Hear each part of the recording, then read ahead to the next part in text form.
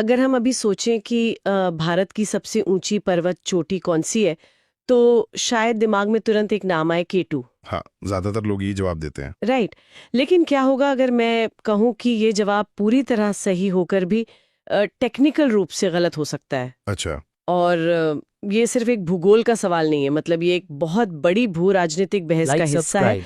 आज की इस गहन चर्चा में हम भारत के उन विशाल पहाड़ों के नक्शे को खंगालने वाले हैं जिन्हें हम स्कूल के दिनों में बस रखते थे। और सच कहूं तो भूगोल को सिर्फ रटना ही उसकी सबसे बड़ी त्रासदी रही है ना। बिल्कुल सही कहा, मैं हमेशा यही सोचती थी। क्योंकि देखिए, पहाड़ सिर्फ पत्थर के निर्जीव टुकड़े नहीं है जो बस अपनी जगह पर खामोश खड़े हैं। वे भारत की जलवायु, हमारे इतिहास और हमारी जीवनदायिनी नदियों के जन्मदाता हैं। यही कारण है कि आज की इस चर्चा का उद्देश्य उस पुरानी उबाऊ किताब को पढ़ना नहीं है। हमारे पास जो सोर्स मटेरियल है उसमें ना सिर्फ इन पर्वत श्रृंखलाओं का गहरा विश्लेषण है, बल्कि कुछ बहुत ही शानदार प्रैक्टिस क्वेश्चंस और याद रखने की ट्रिक्स भी दी गई हैं। हाँ, ट्रिक्स तो इस मटेरियल का सबसे बेस्ट पार्ट है। बिल्कुल।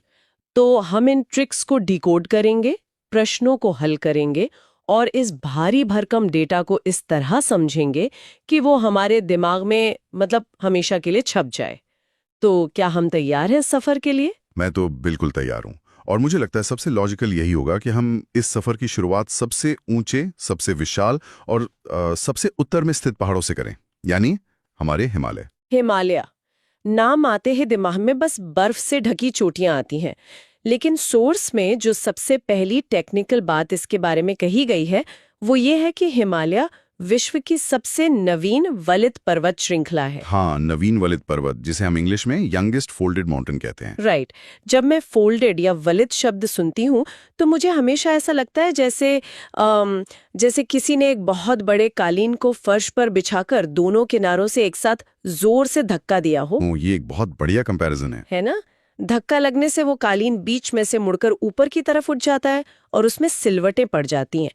पर क्या पहाड़ों के बनने की प्रोसेस सच में इतनी सिंपल है? देखिए, आपकी ये कालीन वाली जो कल्पना है ना, ये प्रोसेस को समझने के लिए बहुत ही बेहतरीन है, लेकिन हमें इसके स्केल को कई करोड़ गुना बड़ा करना होगा। अच्छा। हाँ, हम यहाँ कुछ मीटर के कालीन की नहीं बल्कि पृथ्वी की विशालकाय टेक्टोनिक प्लेट्स की बात कर रहे हैं। राइट। करोड़ों साल पहले जब विशाल भारतीय टेक्टोनिक प्लेट उत्तर की ओर खिसकते हुए यूरेशियन प्लेट से टकराई, तो उन दोनों के बीच एक अकल्पनीय दबाव पैदा हुआ।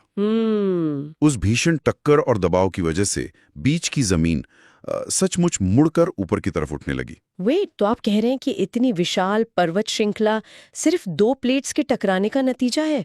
और ये नवीन या यंग कैसे हुआ? करोड़ों साल तो बहुत लंबा वक्त होता है। हाँ, इंसानी उम्र के हिसाब से करोड़ों साल बहुत लंबा वक्त है, लेकिन भूगर्भीय समय यानी जियोलॉजिकल टाइम स्केल के हिसाब से अगर देखें तो 50-60 मिलियन साल बहुत हाल ही की घटना मानी जाती है। ओह, मतलब जियोलॉजी के हिसाब से ये बस कल की ही बात है। बिल्कुल। पृथ्वी के इतिहास में हिमालय का जन्म कल की ही बात है। और सबसे दिलचस्प बात यह है कि चूंकि वो प्लेट्स आज भी एक दूसरे को धकेल रही हैं, इसलिए हिमालय आज भी धीरे धीरे ऊपर उठ रहा है। क्या आप बात कर रहे हैं? हाँ, ये एक जीवित बढ़ता हुआ पहाड़ है। ये सच में एक बिल्कुल नया नजरिया है देखने का। तो अब इस बढ़ते हुए पहाड़ की बनावट को देखते हैं। सोर्स बताता है कि हिमालय को मुख्य रूप से 3 हिस्सों में बांटा गया है: महान हिमालय, मध्य हिमालय और शिवालिक। सही। और जब इनकी ऊंचाइयों को नापने की बात आती है तो हमारे सामने वो पेंच आता है जिसका जिक्र मैंने शुरुआत में किया था। हमारे डेटा के अनुसार हिमालय की सर्वोच्च चोटी कंचनजंगा है, जो सिक्किम में स्थित है और इसकी ऊंचाई 8,586 मीटर है। लेकिन सोर्स मटेरियल ये भी क्लियर करता है कि अगर हम पूरे भारत की बात करें तो सबसे ऊंची चोटी केटू है, जिसकी ऊंचाई 8,611 मीटर है। तो एक मिनट, अगर केटू ज्यादा ऊंची है, जो कि हमें आंकड़ों से साफ दिख रहा है, तो फिर अक्सर लोग कंचनजुंगा और केटू के बीच कंफ्यूज क्यों हो जाते हैं? ये बहुत कॉमन कंफ्यूजन है। हाँ, तो भूगोल में इस टेक्निकल अंतर को समझना क्यों जरूरी है? क्योंकि देखिए, यहाँ भूगोल की राजनीति से टक्कर होती है।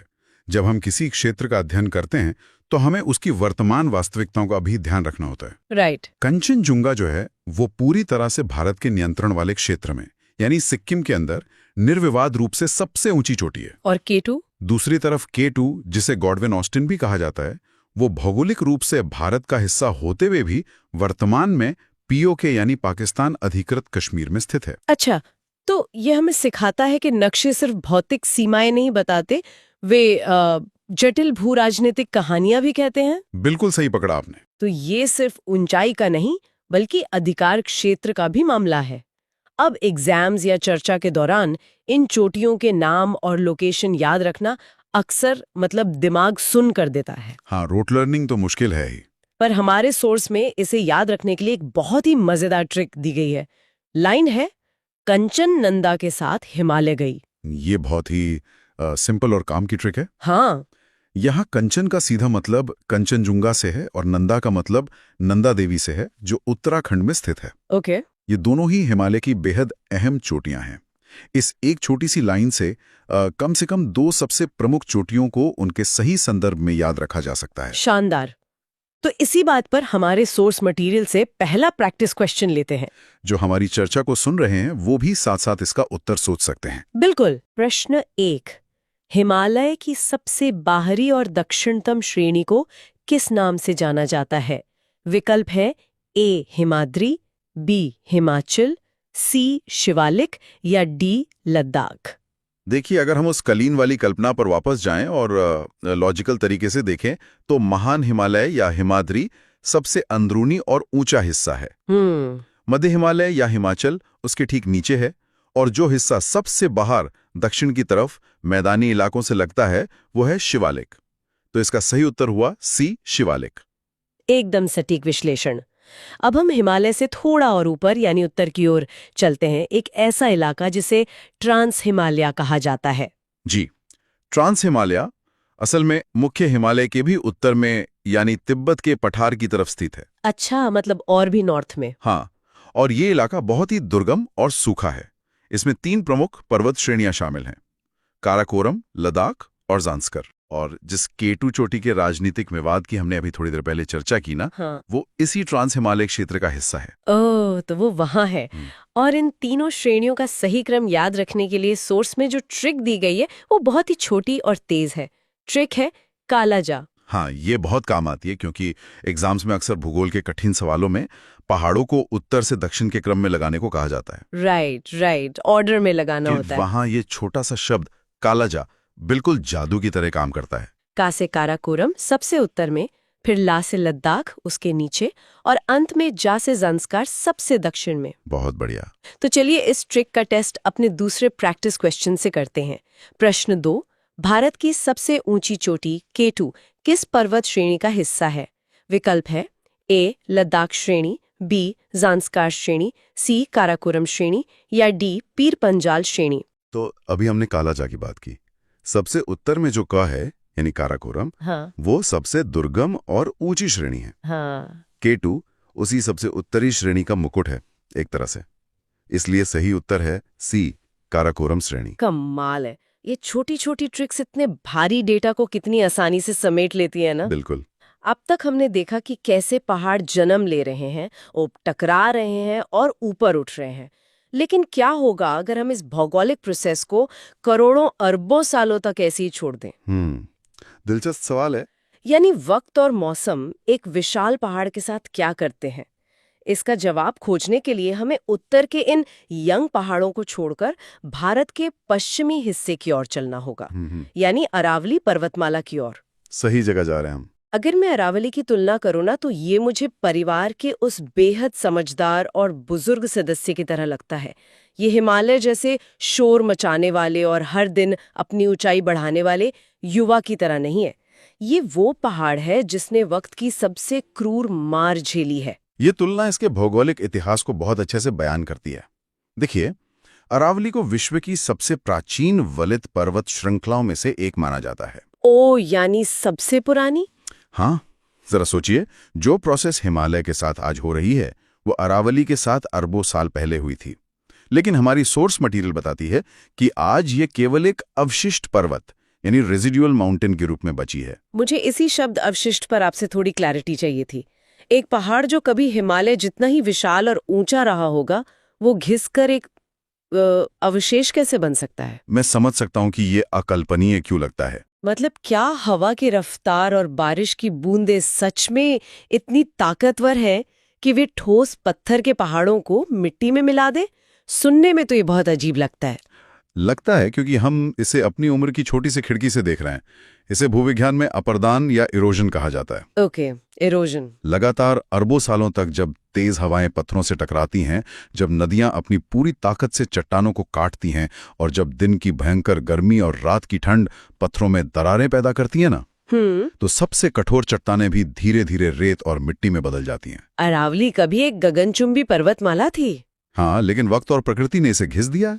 Oh wow! आज जो हम राजस्थान और गुजरात में देखते हैं वो उस विशाल पर्वत की बची खुची रीढ़ की हड्डी है बस। इसीलिए इसे अवशिष्ट या रेजिडुअल पर्वत कहते हैं। ये धरती के इतिहास का एक जीता जागता और थोड़ा इमोशनल कर देने वाला सबूत है। बिल्कुल। ये पर्वत मुख्य रूप से राजस्थान और गुजरात में फैला है। हमारे डेटा के मुताबिक इस बची हुई श्रृंखला की सबसे ऊंची चोटी माउंट आबू में स्थित गुरु शिखर है, जिसकी ऊंचाई 1722 मीटर है। सही। हिमालय की 8000 मीटर की चोटियों के सामने ये भले ही छोटी लगे, लेकिन इसकी अपनी एक प्राचीन गरिमा है। और इसे याद रखना भी बहुत आसान है। सोर्स में जो ट्रिक दी गई है वो है अरावली के गुरु।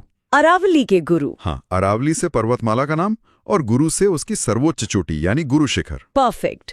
तो हमारा प्रैक्टिस प्रश्न 3 भी इसी से जुड़ा है। प्रश्न 3, अरावली पर्वत श्रेणी का उच्चतम बिंदु गुरु शिखर किस राज्य में स्थित है? विकल्प है ए मध्य प्रदेश, बी हरियाणा, सी गुजरात या डी राजस्थान। हमारी चर्चा और माउंट आबू के संदर्भ से ये बिल्कुल स्पष्ट है।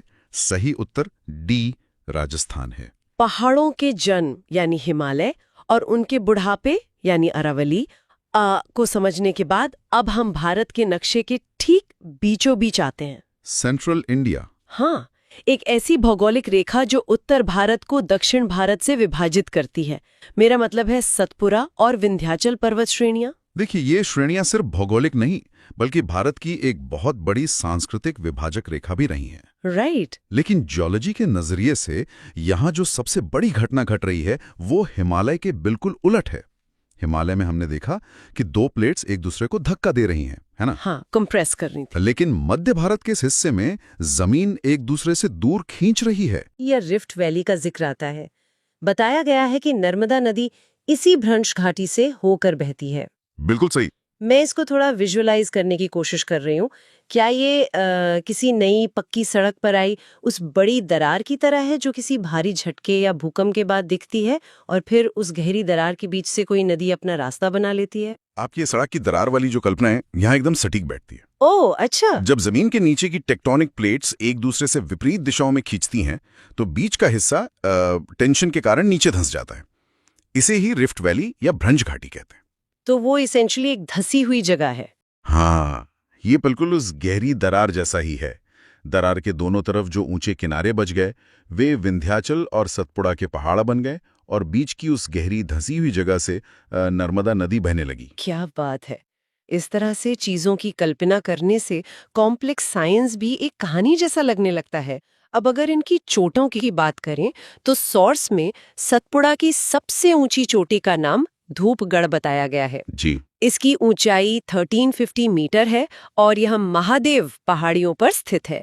वहीं विंध्याचल की सबसे ऊंची चोटी सद्भावना शिखर या गुडविल पीक है। और सतपुड़ा की चोटी को याद रखने के लिए हमारे पास जो ट्रिक है वो काफी पोएटिक है। सतपुरा की धूप। सतपुरा की धूप, वाह। सतपुरा पर्वत श्रेणी और धूप से धूपगढ़ चोटी। चलिए फिर इस ट्रिक को हमारे चौथे प्रश्न पर लागू करते हैं। प्रश्न 4, धूपगढ़ चोटी जो सतपुरा श्रेणी का सबसे ऊंचा स्थान है किन पहाड़ियों का हिस्सा है? विकल्प है ए माइकल पहाड़ियां, बी महादेव पहाड़ियां, सी राजपीपला पहाड़ियां या डी जावादी पहाड़ियां।